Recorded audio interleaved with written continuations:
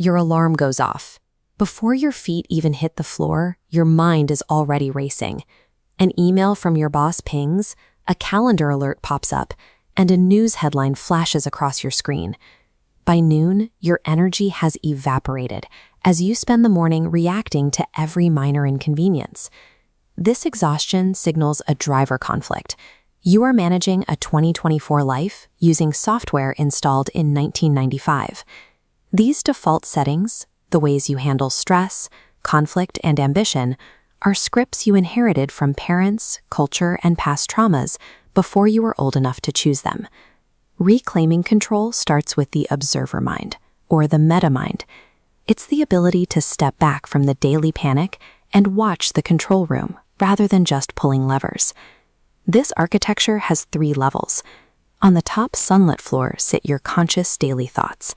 Below, in the dim middle floor, live your lifelong habits and emotional patterns. Finally, in the basement foundation is the observer mind, where you can redesign every level above. A user stays on the top floor, manually toggling every light switch. They rely on willpower, which acts like a battery that drains every time they have to decide to do the right thing. An architect works from the basement, rewriting the code so the right behaviors become automated. If you want to stop the burnout, you have to move past fighting surface symptoms. You have to reprogram the root operating system. Moving from a reactive state to an intentional one requires a tool called Metamatics, a mapping system treating your thoughts and emotions like a solvable equation. This starts by shifting from responsive one variable to autonomous variable one. In the first mode, you wait for external validation, letting the world dictate your value.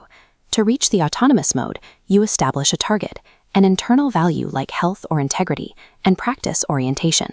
Orientation is the moment-to-moment effort of adjusting your actions to stay aligned, regardless of external weather. But even the best architecture fails if it's too rigid. Imagine trying to force a rigid 11-step operational flow onto an IKEA bookshelf, only to discover a missing dowel. If you ignore the missing piece and keep following the blueprint, you get a leaning tower of regret. Your system stalls because you tried to force the content without respecting the context of the room. This happens in traffic too. You might try to perform a version of Zen surrender while stuck in gridlock, only to have your composure shatter the second a BMW swerves into your lane without a blinker. The piece shatters because you used the framework for spiritual bypassing, pretending to be calm to avoid feeling angry. When you let that driver become the one that dictates your entire emotional state, your architecture collapses. An architect views these hardships as an XP farm or an experience point farm. Difficulties are the mechanism for gaining the experience points needed to level up your character's emotional armor. From this perspective, a reckless driver functions as a threshold guardian. They provide a specific challenge that allows you to grind your patience and resilience stats in real time. Trying to force a static plan onto a chaotic reality breaks the system. True architects expect friction and use every disaster as raw data to refine their code. Interpersonal conflicts are the multiplayer environments where this operating system is tested most, especially during difficult family dynamics.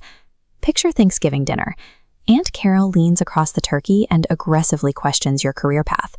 A common mistake is trying to weaponize the framework by throwing jargon at her. You might call the gravy a capacitance shadow, a concept with no power, just to build a defensive wall. This results in a systems error.